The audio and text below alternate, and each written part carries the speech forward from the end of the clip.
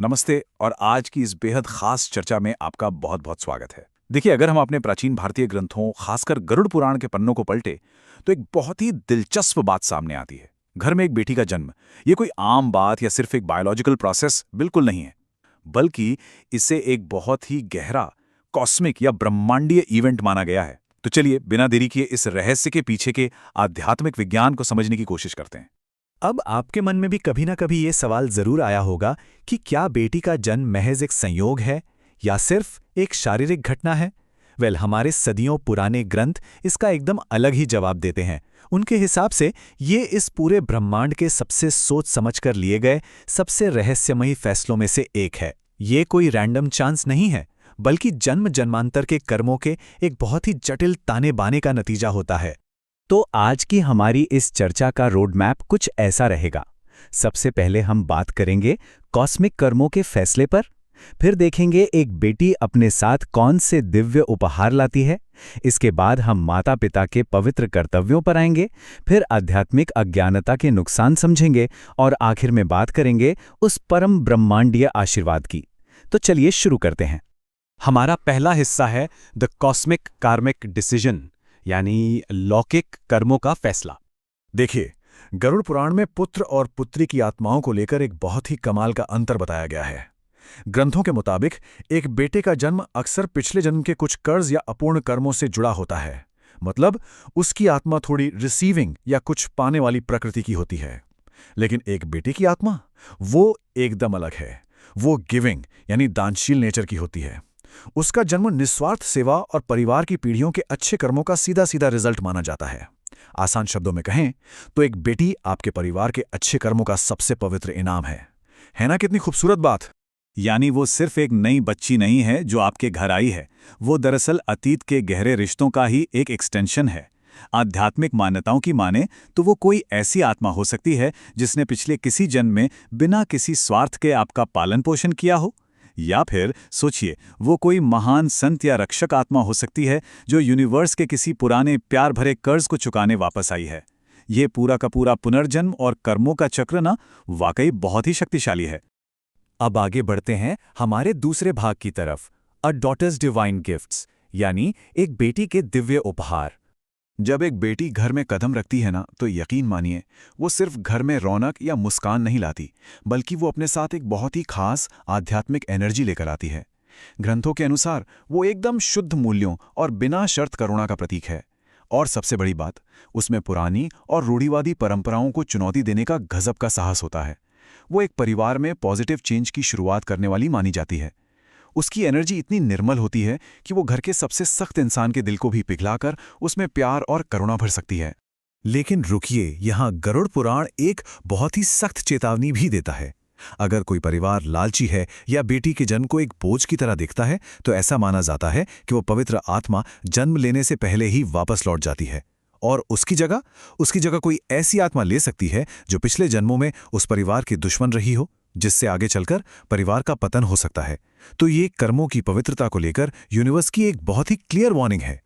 अब आते हैं तीसरे और सबसे जरूरी भाग पर, द पेरेंट्स सेक्रेड ड्यूटी, माता पिता का पवित्र कर्तव्य। ये जानकारी हमें आज की इस चर्चा के सबसे प्रैक्टिकल हिस्से की ओर ले जाती है, जहां माता पिता के लिए कुछ बहुत ही ठोस कदम बताए गए हैं। सबसे पहला कर्तव्य, बेटी की उपस्थिति को एक दिव्य आशीर्वाद मानना और उसे समझाना कि उसका होना ही कितना खास है। घर में आपसी सम्मान का माहौल बनाना बहुत जरूरी है। दूसरा कदम, उसकी पसंद का दिल से सम्मान करना और उसकी आज़ादी को पूरी तरह सपोर्ट करना। उस पर अपनी इच्छाएं थोपने के बजाय उसे अपने रास्ते खुद चुनने देना। और तीसरा, उसकी इमोशनल वेलबींग यानी मानसिक शांति की रक्षा करना कोई एहसान नहीं है, बल्कि माता पिता का सबसे पवित्र कर्तव्य है। प्राचीन ज्ञान की इस पूरी बात को ना एक बहुत ही खूबसूरत लाइन में समेटा जा सकता है। परिवार का कर्तव्य है कि वो उसे पंख दे, ना कि सुरक्षा के नाम पर उसे पिंजरे में बंद करे। एक बेटी को बहुत ज्यादा प्रोटेक्ट करना, उसकी काबिलियत पर शक करना या उस पर बेवजह की पाबंदियां लगाना, यह असल में उसकी आध्यात्मिक आज़ादी और उसकी आत्मा के विकास का सीधा सीधा उल्लंघन है। उसे उड़ने के लिए खुला आसमान चाहिए, कोई पिंजरा नहीं। उसका सम्मान करने का मतलब सिर्फ मीठी मीठी बातें करना नहीं है, बल्कि ये चीजें असल जिंदगी में दिखनी चाहिए। इसका सीधा सा मतलब है उसे अपने फैसले खुद लेने की पूरी आज़ादी देना, उसे बिल्कुल वही शिक्षा, वही मौके और वही अधिकार देना जो समाज में एक बेटे को दिए जाते हैं। देखिए, बराबरी सिर्फ आज के ज़माने का कोई सोशल ट्रेंड नहीं है, बल्कि प्राचीन ग्रंथों के हिसाब से ये एक बहुत बड़ी और अनिवार्य आध्यात्मिक ज़रूरत है जिसे निभाना हर परिवार का धर्म है। चलिए अब बात करते हैं भाग 4 की, कॉन्सिक्वेंसेज ऑफ स्पिरिचुअल इग्नोरेंस, यानी आध्यात्मिक अज्ञानता के परिणाम। अब सवाल उठता है कि अगर इन कर्तव्यों को ना निभाया जाए तो क्या होगा। यहाँ आध्यात्मिक अज्ञानता की डेफिनेशन बहुत ही क्लियर और सख्त है। एक बेटी को अपनी जागीर या प्रॉपर्टी समझना, उसके अधिकारों को दबाना, उसकी आवाज़ को अनसुना करना या बेटे के मुकाबले उसके साथ भेदभाव करना, ये सिर्फ समाज की कोई विफलता नहीं है। ग्रंथों के मुताबिक ये आपके परिवार के पीढ़ियों के अच्छे कर्मों को एक ही पल में नष्ट करने का सीधा रास्ता है। ये अज्ञानता परिवार की आध्यात्मिक और भौतिक जड़ों को पूरी तरह खोखला कर सकती है। और इसके नतीजे कितने भयानक हो सकते हैं, इस पर भी बहुत साफ चेतावनी दी गई है। प्राचीन मान्यताओं में कहा गया है कि एक बेटी को रुलाने से या उससे मानसिक दर्द देने से घर से लक्ष्मी और शांति हमेशा के लिए चली जाती है। और उनकी जगह कौन ले लेता है? बीमारियां, दुख और घोर गरीबी। मतलब एक बेटी की आध्यात्मिक वैल्यू का अनादर करना सचमुच आपके घर की सारी सुख समृद्धि और सुरक्षा को छिन्न भिन्न कर सकता है। तो ये कॉज और इफेक्ट का एक बहुत ही सीधा सा साइकिल है। एक तरफ है अज्ञानता और भेदभाव का रास्ता, जो किसी भी घर को बीमारी, गरीबी और निरंतर अशांति के दलदल में धकेल देता है। और वहीं दूसरी तरफ है उसका पूर्ण सम्मान करना, उसे आज़ादी देना। ये रास्ता घर को हर तरह की नेगेटिविटी से साफ कर देता है और सुख शांति व तरक्की के सारे बंद दरवाजे खोल देता है। ये वो महत्वपूर्ण चॉइस है जिसका सामना हर परिवार को करना ही होता है। और इसी के साथ हम पहुंचते हैं अपने आखिरी भाग पर, द अल्टीमेट कॉस्मिक ब्लेसिंग, परम ब्रह्मांडीय आशीर्वाद। अब हम इस पूरी फिलॉसफी के सबसे गहरे सच पर आते हैं। एक बेटी की परवरिश करना, ये सिर्फ एक जिम्मेदारी नहीं है, बल्कि किसी भी आत्मा की अनंत यात्रा का सबसे खूबसूरत और पवित्र अध्याय है। सोचिए, अगर आपके घर में बेटी है तो इसका सीधा सा अर्थ है कि यूनिवर्स ने बकायदा आपको, आपके परिवार को इस महान काम के योग्य समझकर चुना है। और ये दर्शन सिर्फ घर के अंदर तक सीमित नहीं रहता, बल्कि ये पूरे समाज में हर एक महिला का निस्वार्थ सम्मान करने का एक सख्त और व्यापक जनादेश भी स्थापित करता है। में से इन ग्रंथों में एक बहुत ही भावुक और सुकून देने वाला सच भी छिपा है। अगर कभी किसी युवा आत्मा को असमय खोने का असहनीय दर्द झेलना पड़े तो याद रखिए, ये कोई श्राप नहीं है।